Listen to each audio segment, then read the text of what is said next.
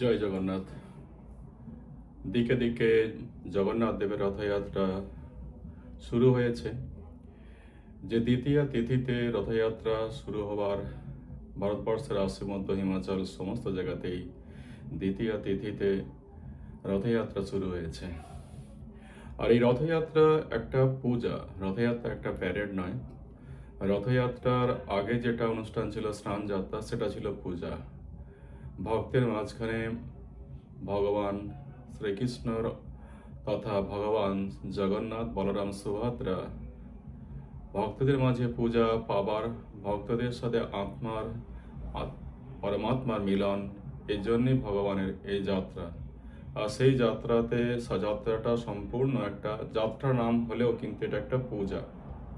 তাই এই পূজা যারা ভারতবর্ষে বসবাস করেন তারা আসাম, হিমাচল সমস্ত জায়গাতেই তিথি অনুসারে দ্বিতীয়তেই রথযাত্রা শুরু হয়েছে বা রথযাত্রা তারা উদযাপন পালন করেছে। ভক্তবৃন্দের তাদের আকুল প্রার্থনা ভগবান শুনেছে, ভক্ত এবং ভগবানের মিলন ওই দিনেতে তারা ভগবানকে আপনভাবে পেয়েছে। ভারতবর্ষ ছাড়া বহির্বিশ্বে যেখানে কৃষ্ণ প্রেমী ভক্তবৃন্দরা ওই তিথিতে কিন্তু উদযাপন করতে পারেনি। New York, California, Australia, New Zealand, আফ্রিকার মতন বিভিন্ন দেশেতে তারা ভিন্ন সময়েতে ভিন্ন দিনেতে তারা এই রথযাত্রা উৎসব পালন করেছে।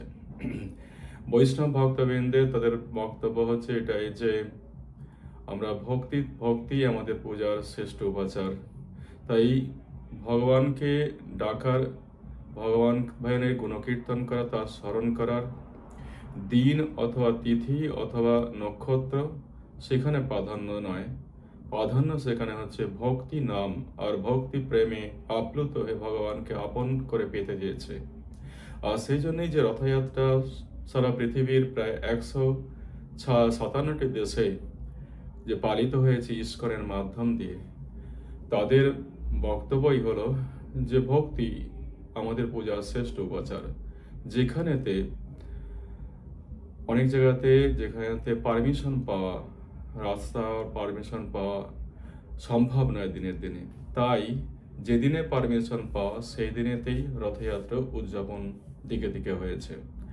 তাই ভক্তবৃন্দ যারা আপনারা তিথিতে অনুসারে পূজা করেছেন, মানে রথযাত্রা করেছেন, তারা সেই রথযাত্রা তারা অংশগ্রহণ করে নিজেরা আপনারা ভগবানের আশীর্বাদ পেয়েছেন। এবং যারা আজকে সেই তিথি অনুসারে যারা পূজা করতে পারেনি বা রথযাত্রায় অংশগ্রহণ করতে পারেনি বা রথযাত্রার আয়োজন করতে পারেনি, যারা ভিন্ন দেশে ভিন্ন দিনে ভিন্ন সময়েতে যারা রথযাত্রা পূজা উদযাপন করেছে, সেই রথযাত্রা তারা ভক্তিতেই ভগবানকে পেতে চেয়েছিল, ভক্তিকে ভগবানের কাছে যেতে চেয়েছে। এর মধ্যেও কোনো রকম ভুল নেই। তাই যারা তিথি অনুসারে পূজা করেছেন তারাও ভাগ্যবান, আর তিথি অনুসারে যারা রথযাত্রা করতে পারেননি তারাও ভাগ্যবান। কারণ যাদের কাজ রয়েছে ওই তিথিতে তাদের তো সম্ভব হয়নি। যাদের কাজ ওই দিনেতে যেদিন তিথি অনুসারে যেদিনে রথযাত্রা অনুষ্ঠিত হয়েছে, যাদের কাজ অফিসে বা অন্যান্য কাজে যারা ব্যস্ত, তারা ওই দিনে অংশগ্রহণ করতে পারেনি। এবং যারা তিথি অনুসারে করতে পারেনি, ভিন্ন দিনে করেছে, তারাও সমান ভগবানের আশীর্বাদে তারা আশীর্বাদ পেয়েছে। তাই যেহেতু আমরা ভক্তি নাম নেই পূজার শ্রেষ্ঠ উপাচার হিসেবে রথযাত্রাকে সারা বিশ্বে প্রায় 157টি দেশে ইস্কনের মাধ্যমে পালিত হয়েছে, সেহেতু আজকে এটুকুই আমাদের বোঝা দরকার যে অন্যান্য পূজাগুলোও ঠিক যে তিথি রয়েছে সেই তিথি অনুসারে যারা পূজা করছেন এবং যারা বিশ্বাসী তিথি অনুসারেই আপনারা ভগবানকে পেতে চান, তো বিভিন্ন দেশে ইভেন আমেরিকাতেও তিথি অনুসারে অনেক মন্দিরে পূজা হয়ে থাকে। তো আপনারা সেই মন্দিরেতে সেই তিথি অনুসারে পূজা করে থাকুন।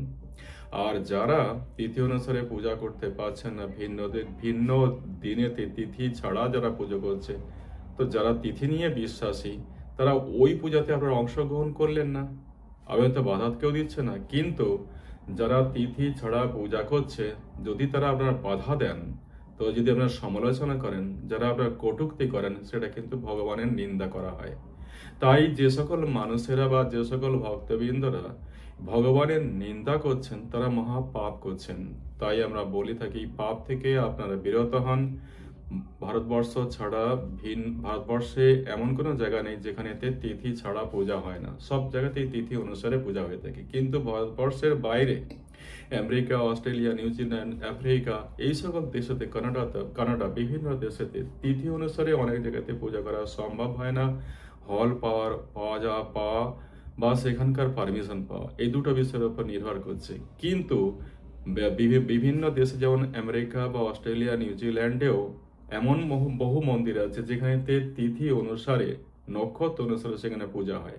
যারা তিথি নিয়ে বিশ্বাসী, তারা ওই তিথি অনুসারে আপনার পূজাতে অংশগ্রহণ করুন, তাদের কেউ বাধা দিচ্ছে না।